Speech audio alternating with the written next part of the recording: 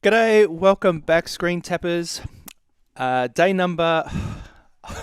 Every day I do this. What day are we up to? I think it's 24. Day number 24. It is day number 24 of 30.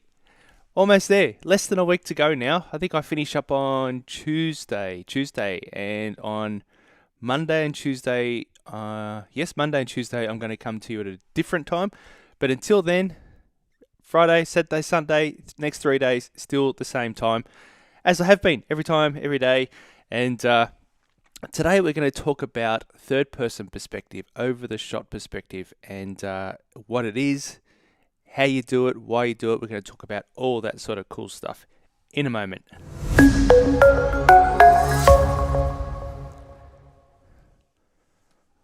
All right, I haven't quite worked out the fade. I need to fade that music so that I come out and I'm just fades it so it just keeps playing in the background. I think there is a way. I think I just worked it out.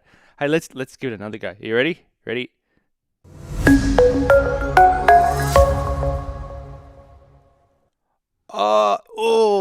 I think it's the actual video. I need to go back and because that's what's cutting off short, isn't it? But that fade, yeah. Woo, look at me. I'm going to be professional one day.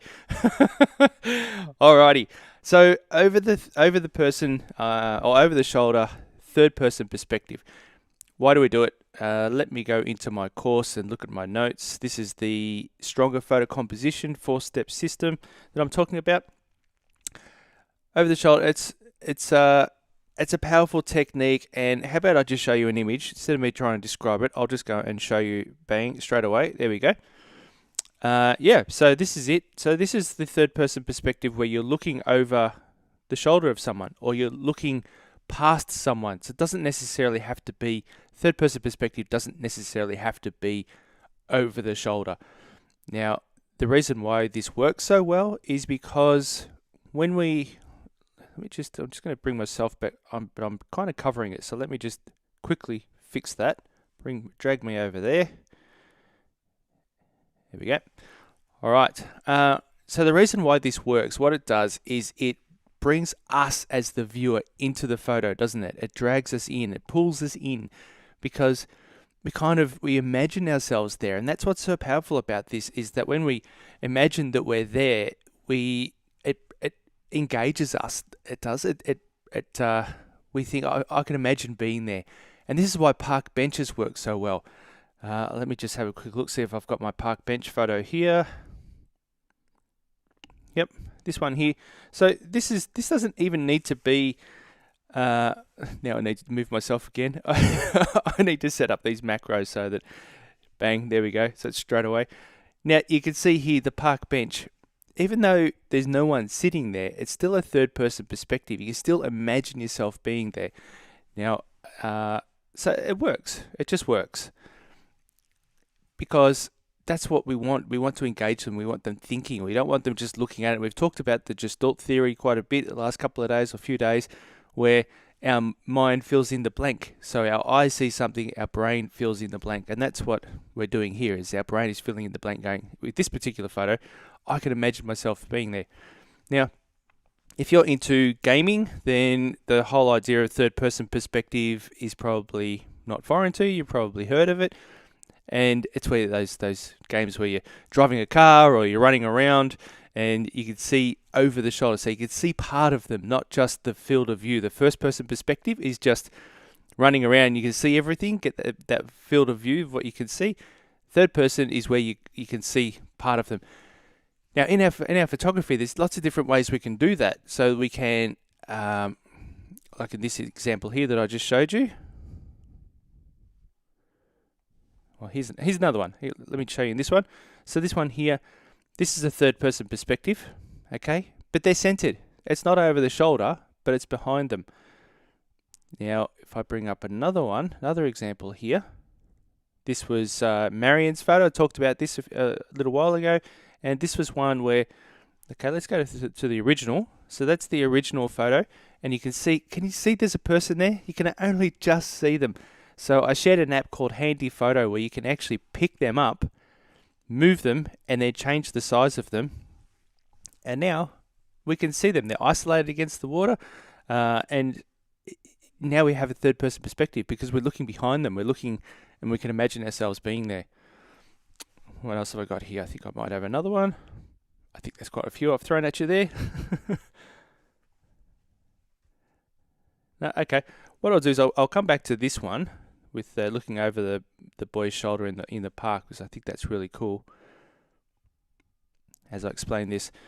Now, the reason why this works also is because we're up close and personal, kind of in their space, and it becomes a bit more intimate, doesn't it? Because it's a bit weird going standing up right next to somebody, but a photo like this, it does that. So you've already got rid of that awkwardness. You've been invited to go and stand there nice and close to them. So it has that level of perspective, that intimacy and connection and comfort. So you become familiar with them. If that makes sense, I hope that makes sense. All right, let me just have a look. So where you position, so we've kind of covered that. So where you position the shoulder or whatever it is that you're looking over and looking through and looking at their perspective with them in there, it creates a visual clue, visual cue as to what's going on with context and all that sort of thing. You can see there with the headphones that, wow, it must be a really loud parade, and it was. And where you position them has different impact as well. So if you position them smack bang in the middle of the frame, we talked about off-center and rule of thirds. We've covered so much already, haven't we? So where you position them has a different impact as well. So if you position them in the middle, it'll have an impact. If you position them off to the side, then you can see more context of what's going on. You can also you need to decide, and this could be when you go to crop the photo, you can decide half of these things. And that's why I want you to be thinking about composition as an intuitive thing that you spend a little bit of time setting it up. But when you get to step 4 of my system, that's when you start playing around. Okay, I'm going to recrop this because I want to bring his eye level further up in the side of the frame. So I want to crop the top, and I want to crop the top of his head so that he is looking down a little bit more. And less sky. There's lots of different factors where you crop, but cropping also determines, like here, I've awkwardly cut off the hair of someone's head there. So if I were to recrop this, I think that works. I think that works better. Make sure, and I'd probably go to about there, but I would use the healing tool to get rid of that last little bit of hair there. So I think that actually is a little bit stronger, isn't it? And that's what this is all about: stronger photo composition. And stacking things. And there we did border patrol. Okay, so we talk about that in step 4 is border patrol with cropping. So you go around the edges and go, oh, they've got that bit of hair just kind of sitting there. We'll get rid of that. But see how that just brought us in a little bit more, coming in tighter like that, and having repositioning where he is. So if he fills the frame, so his face takes up a lot more of the frame, that doesn't quite work because we're losing some of the context. I like this lady on the right there, and because your eye kind of goes to her. And now that I zoom out, I've got that person awkwardly cut off on the far right. There's half a body. It's like, I really need to go back and redo this, don't I? Alrighty. Okay, let me have a quick look. My notes here. I think that's pretty good. Yeah, and when you get in nice and close, and again, which camera? This one. When you get in nice and close, just also remember here, I tapped on the headphones, and that brought the headphones in focus. Because there's no real faces here, the camera could have picked up on the second boy on the left, lower in the frame, or it could have picked up other people in the parade. So I tapped on there, and because he's nice and close, and the background's so far away, then we had that differential focus happening where it just gets more and more out of focus as it goes further into the photo. Alrighty, I think we'll wrap it up there. Any comments? No, like I've been saying, if you've got a comment, throw it in there after the fact. That's cool. That's all right. I check this every day, and I'm in the community every day.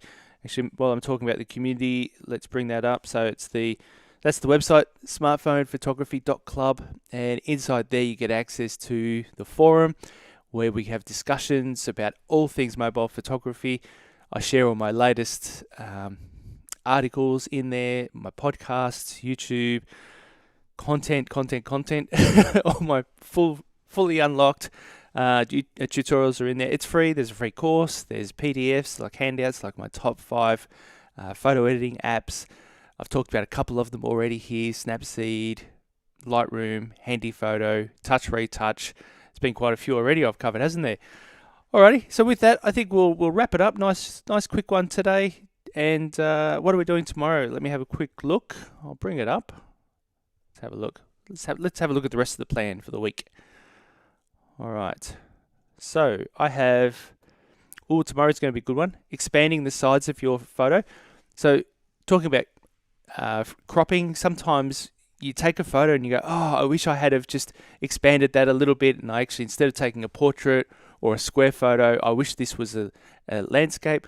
Or also, if it's a landscape, you go, oh, this would look fantastic as a panoramic with more space on the side. So that's what we're going to do tomorrow. I'm going to show you how to do that inside Snapseed. Then I'm back to show you how to crop your photo. That's a big one. I'm going to get distracted with that one and go off on different tangents. But cropping is probably the most powerful composition tool out there. Then we're going to talk about creating isolation in your photos, how to create a silhouette in your photos, and then on the last day, next Tuesday, we're going to talk about no, that's not the last one. Wow, I've still got a few to go, haven't we? Then we're going to talk about how to add scale to your photo. And then the last one is gesture and interaction in your composition. Now, yes, I know gesture and interaction, that's more of a topic, what you include in the photo. But what I want you to think about when you think about composition is when these things are existing in the photo, how can I compose it so that they're more powerful and stronger? How to get that interaction, how to position yourself so that interaction is more obvious and engages the viewer. So, so there we go. One last check. All good. All right. Thanks for joining me. And we'll wrap it up there. And I'll see you again tomorrow. Bye-bye.